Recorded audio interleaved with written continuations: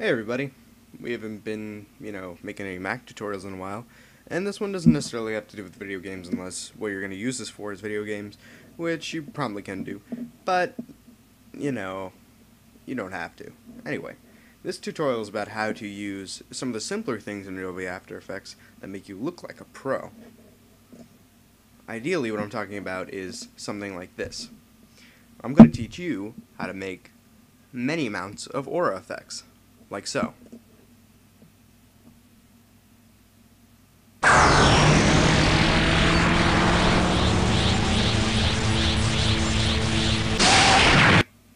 Now, that video that you just watched there was not me, for one thing.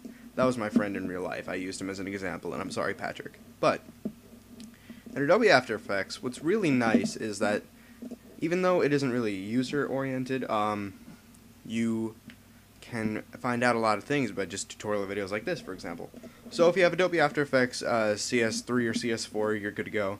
And you want to do first is open it up and then go to the composition and, either do Apple N or you can just go to composition, the new composition. You can name this whatever you want, and then the presets are right here. Set it to whatever you want, what the duration you want it to be. And I'll just name this Aura.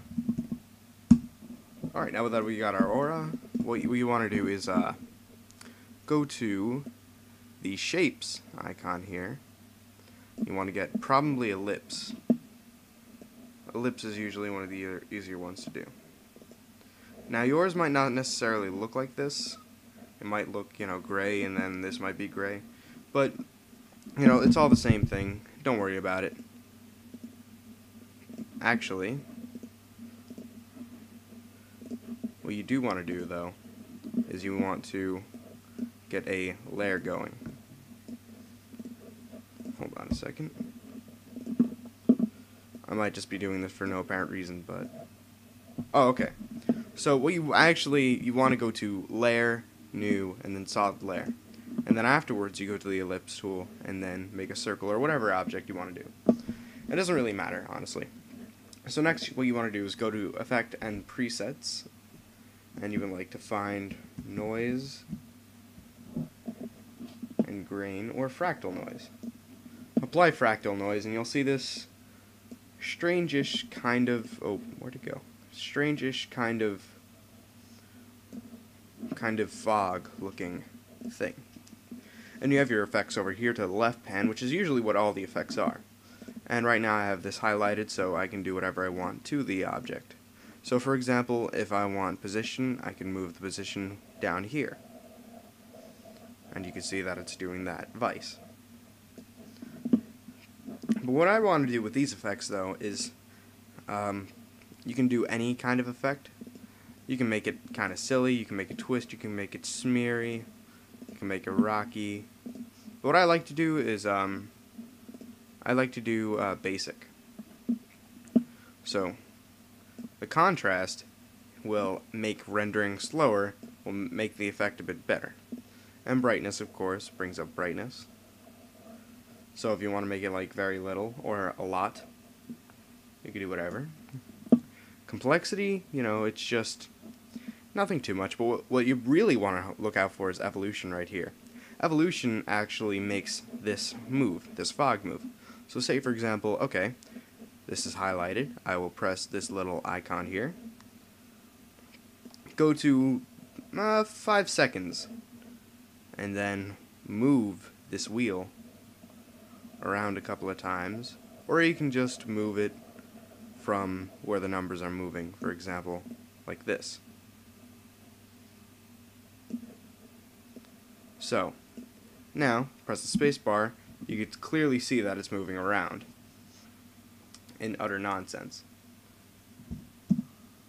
So, this is alright for right now, and this isn't the final product, obviously, but you can do many things with this. It's very, I'd say, oriented for you to do whatever you want. You just gotta know what to do. Now, let's go to Blur and Sharpen. Actually, let's go to the effects up here. But first, look at the layer. So if you're having trouble with, like, wondering, oh, where do I get this, where do I get this, what I'm saying right now to you is, what I'm verbally saying, which tool is which, you might just want to go to help and, for example, blur and sharpen, and it will show you right there. And of course I can't find it now, so I need to use this. Sharpen, blur. Okay, so blur and sharpen, and then what you want to do is use CC radial blur. CC radial blur will do all kinds of cool things for you.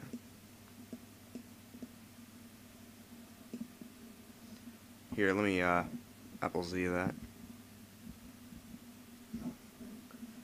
And we can do from scratch to straight zoom, from fading to rotate. But I like centered zoom. And if you really want it to be centered, you click that little icon down there for centered, and then get it aligned just right to the center. Bam. And now the amount will go like this.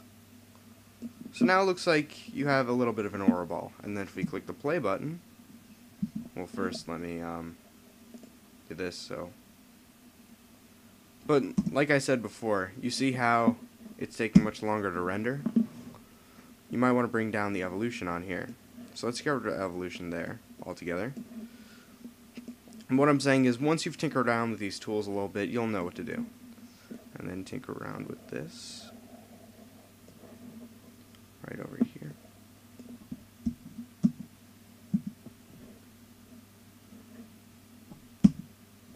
And, well, for the most part, that you have it.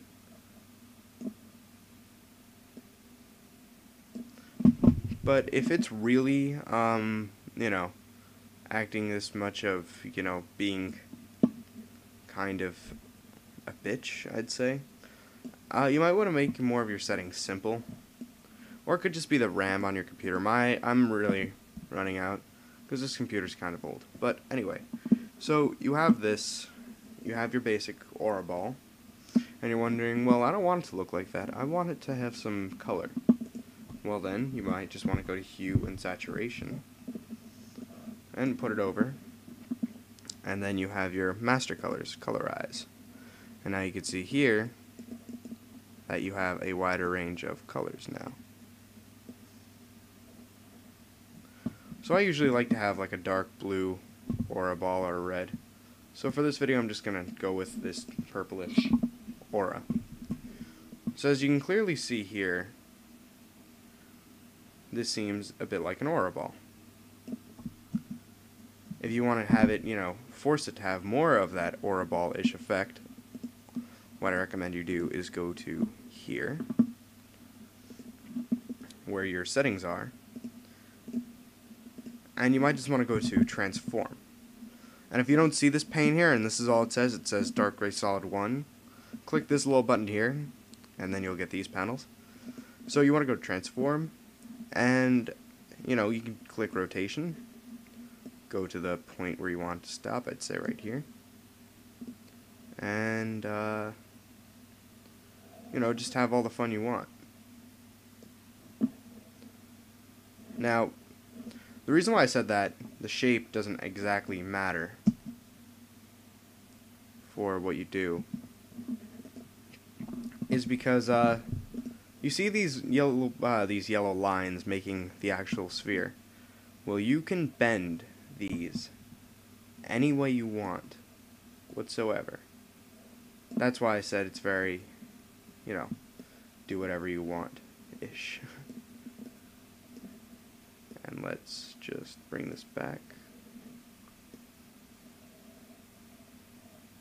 And, it's not user-friendly, but it's very, very interesting to do. Let's bring this back just a tad. Alright, so you have some kind of morph there. And I really should fix fractal noise, because it is being quite annoying.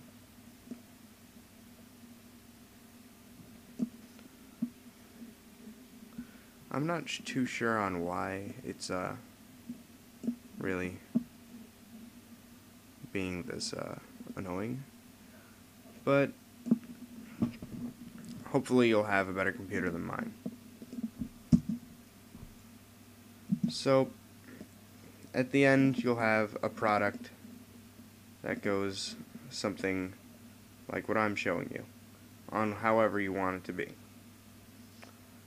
Now, making the actual aura ball isn't necessarily hard, but actually making it in your video the way you want it to be can be a little bit tricky. Now, let's bring back up that clip that I had before.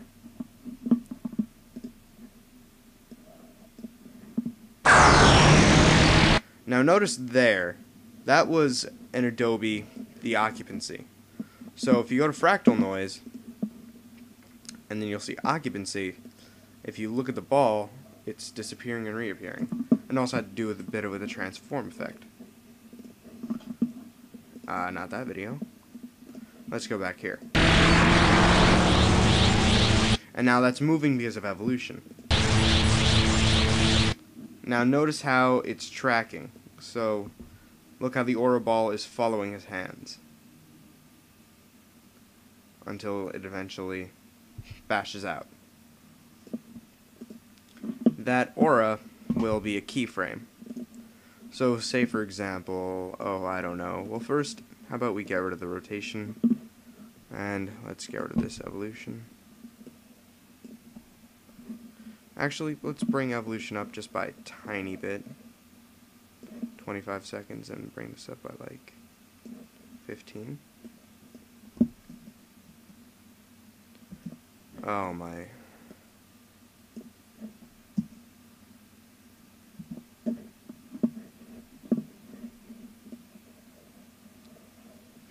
Notice how this is moving right here. You can see that the aura ball is actually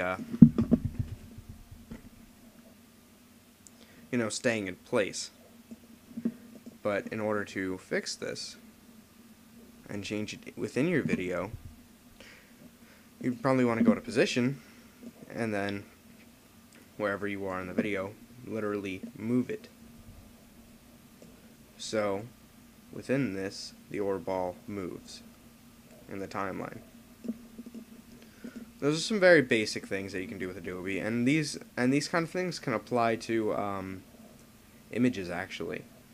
Can apply to even movie clips. And I might make another video with keyframing, but that's it for today, and I'll see you later.